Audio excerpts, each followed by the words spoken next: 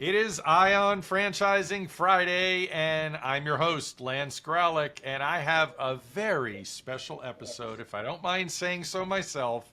Nichole Daher is the founder of SOS Franchising, Success on the Spectrum.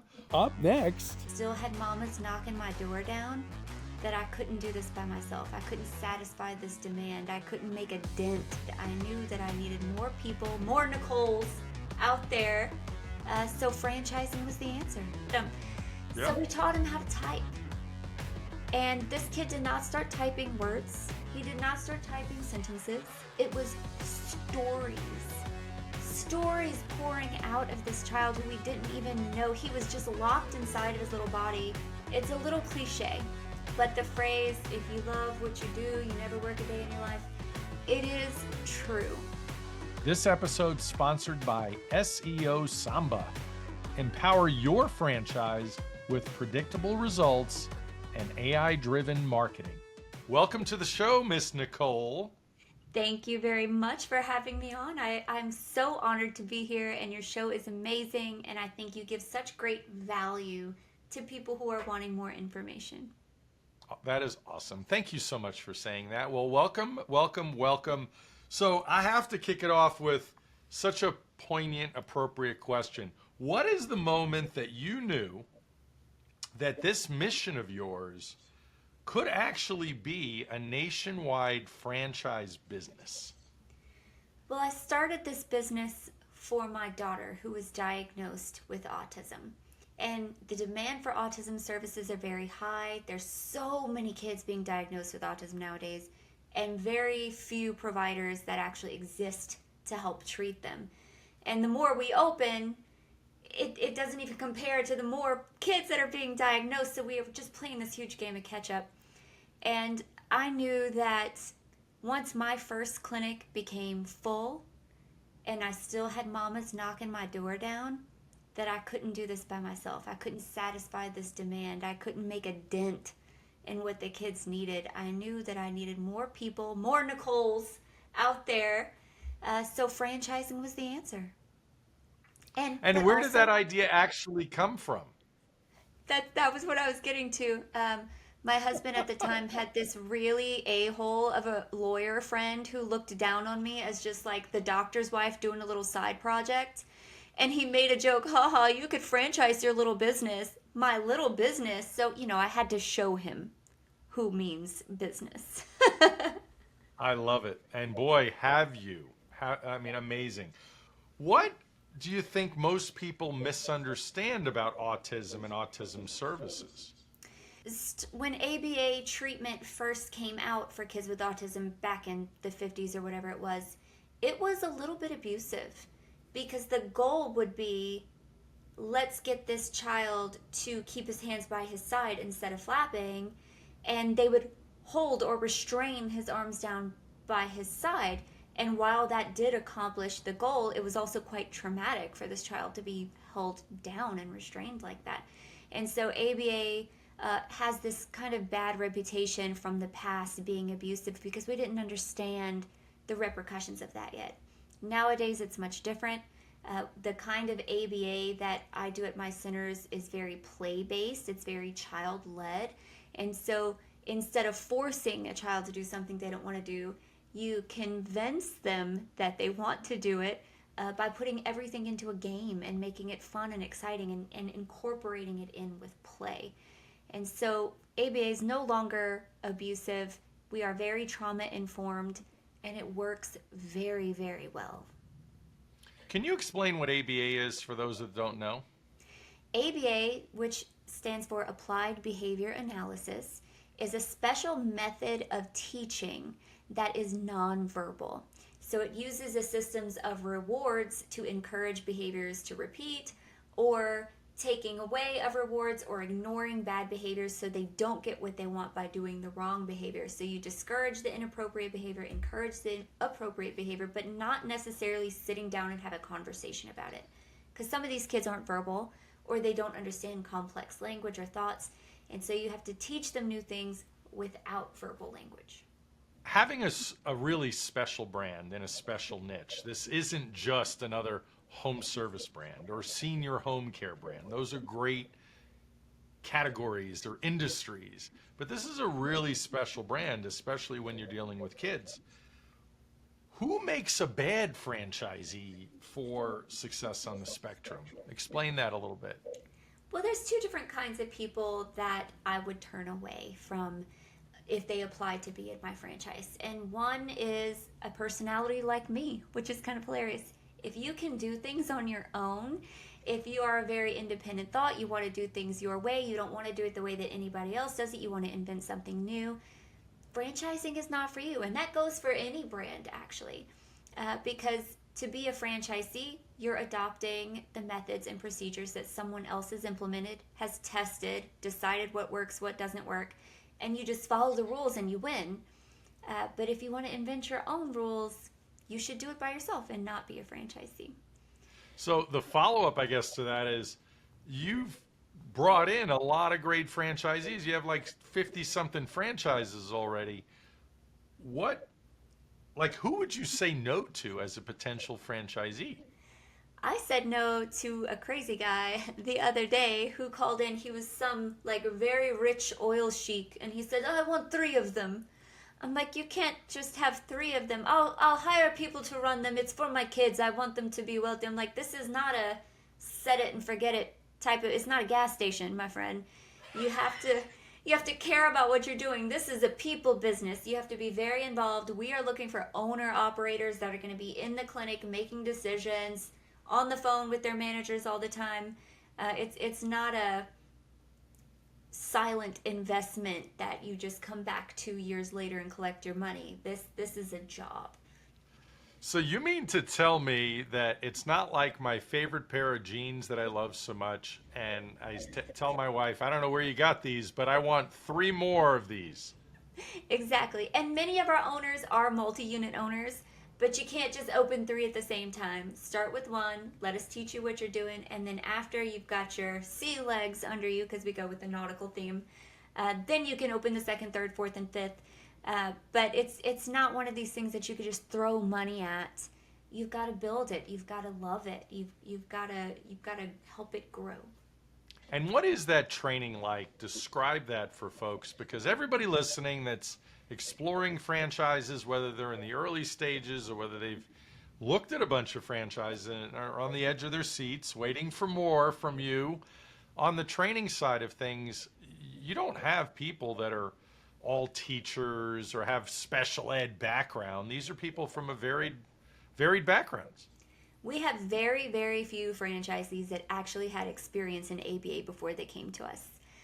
About 25% of our current franchisees are autism parents like me. Some of them haven't even worked in 10 years because they've been at home raising babies. And then some people came from the corporate world and they were tired of making their boss rich and they were ready to do something for themselves. And we have a lot of veterans that came back and they were looking for something meaningful to do. Veterans make really great, or public servants, any kind of public servant, great franchisees. They know protocols. They're not scared of following the rules and doing what you say to get something done. And we love that, and they do very, very well. Yeah, and they prefer a blueprint or a roadmap. They don't want to. That's the thing that most people misunderstand about franchising is a roadmap is good. You want to follow the appropriate roadmap so you don't get lost, right? Exactly. And nobody comes in with tons of experience. Otherwise, you could do it yourself. We do a lot of hand holding, and our support is very hands-on, and we're going to probably bother you more than you even want. Do you need help with this? Do you need help with this? We even teach you how to open a business checking account just in case you don't know how to do it already. But we just assume you know nothing, and we don't want to miss anything silly. We don't, we've learned from our mistakes already. Why would we let our franchisees remake them? And so we look for people, not necessarily with experience, but someone who wants to build something from the ground up and follow the roadmap. Nichole, everybody that gets into a business does want to make money. This is not a non-profit type franchise system, but it feels like a non-profit because at least it feels good. You feel like you absolutely have a great mission-driven brand that's incredible. In your franchise disclosure document, in your item 19, for those listening, the item 19 is the earnings claim that all franchise brands, well, if you're going to show data, that's where it's going to be in that number 19 section. So yours is quite robust. You're disclosing the sales, the revenue for all of your locations. So obviously I want to applaud you on that. And it's nice to see locations $1,300,000, $1,500,000, $1,700,000. I can't believe how much business there is. Is there state money for this, federal money? How does that work? Perfect question. So if you would open a daycare, each kid would probably pay about $3,000 a month. You're chasing mom and dad for that money. Sometimes they ask for payment plans. Sometimes they can't pay. They stiff you. They run away. With ABA therapy, health insurance pays, and they pay $10,000 a month per child. And so if you have 20 kids in your clinic, you're making $200,000 a month. So the revenue is quite high, and you don't have to chase parents for it, and you can serve the low-income families and the very rich families in the exact same way, because it doesn't make a difference to you. You get paid the same no matter where they come from. And it's a great thing that you don't have to discriminate against the lower income kids. They need it just as much as everybody else. And it's guaranteed payment. You know, it's contractual payment. The recession happens, dad loses his job, kid still has their insurance through Medicaid. It's recession-proof, essentially. It doesn't rely on disposable income, and it's guaranteed payment. It's contracted, and you submit a claim to the insurance company, and they deposit a check into your bank in 3 weeks. Awesome. Making money and something that actually feels good as well. Speaking of which, give me one heartwarming type story about what you do, a client story. Like, give me a good one.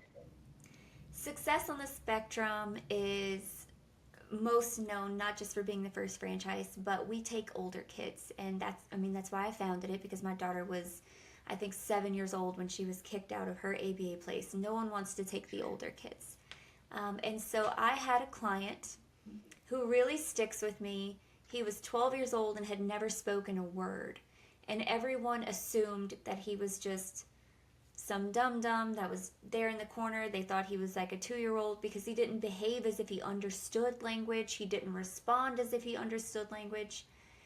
But one day I said something like, "Oh, I wish I could find a trash can." And he picked up the paper and he threw it in the garbage. And I'm like, this kid knows exactly what we're saying. He's tricking us all. He's being lazy. Wow. He's working the system. Yep. So we taught him how to type. And this kid did not start typing words. He did not start typing sentences. It was stories. Stories pouring out of this child who we didn't even know. He was just locked inside of his little body. And from that moment, things progressed very quickly. We enrolled him in school, and we never thought he would be in school. We were told he would never talk, this, and that. And he still does. He isn't verbal to this day, but he can type on his phone and show it to you. So now he's able to function in the world where before he was just being left alone in the corner. And it's such a beautiful thing because he's in high school now. And he's like this grown kid. And I'm like, look, fly, little butterfly, fly. We did this for you.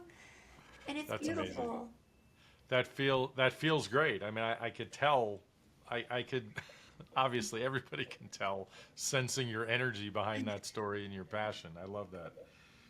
When it comes to legacy, what is the legacy that you hope SOS, Success on the Spectrum, leaves? There are a lot of ABA companies out there, and some are great, some are not so great. And there are very, very little regulations on this industry. No one ever walks into your clinic to see if you're doing things the right way. The insurance will never call and check and see if you're actually one-on-one or if you're actually doing the things that you're putting on paper. And so the bad guys can get away with a lot. And what I hope is that companies like mine become so big that we set in expectations. We give that high-quality therapy to parents. They start expecting it from other companies, and not only are we offering great ABA therapy, but I hope it forces our competition to step up their game too. And that's Yeah. the legacy I want to leave behind. I want to be the trendsetter. I love that. You know, a follow-up to that is, if you could change one thing about the entire autism services industry, what would that be? The vast majority of ABA companies are owned by private equity, and they are very profit driven, and they have to, have their investments for, they have to have their quarterly profits for their investors, and they have to show that revenue. And if they don't, they'll close a clinic overnight and open one somewhere else that's maybe more profitable. It's not about the kids at all. They leave these people behind.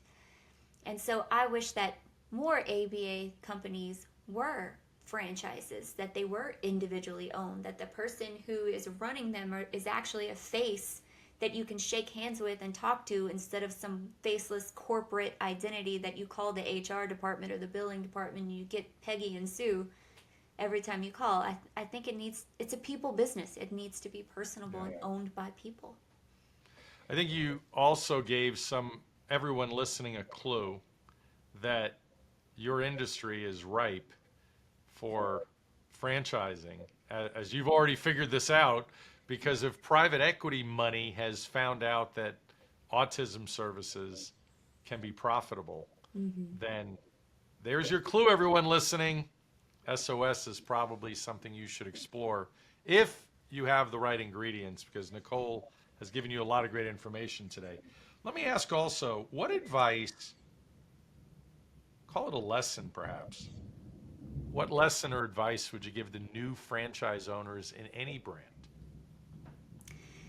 Your services in any brand, whatever you are offering, is only as good as the service or the people serving it can offer.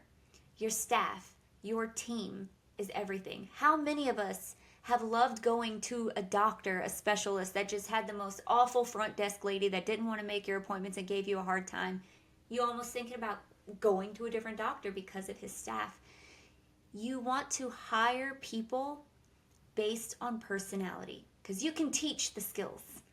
I can teach all day long how to do ABA and how to present this to a child and how to teach that, but I can't teach you how to get excited and give a kid a hug when they come in the morning, and I can't teach you work ethic, and I can't teach you how to show up on time. That's just something you're kind of born with. So hire the right people the first time, and you will do well in whatever it is that whatever you're doing. Nichole, you've been amazing. Everybody can hear that. What is your advice to folks listening that are first-time aspiring business owners? They've never owned a business. What advice would you give to them? It's a little cliche, but the phrase, if you love what you do, you never work a day in your life, it is true. And so if you're looking for a business, it can't just be about money. It's got to be profitable, because it is a business, and that's how things work. But if you do something that gives you fulfillment and makes you proud of yourself at the same time, it really checks a lot of boxes.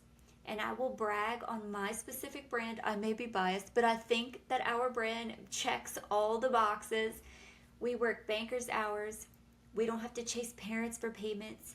We're doing good in the world, and we're profitable. And if you're a parent, especially if you're an autism parent, you have 15 highly trained babysitters working for you at any given time.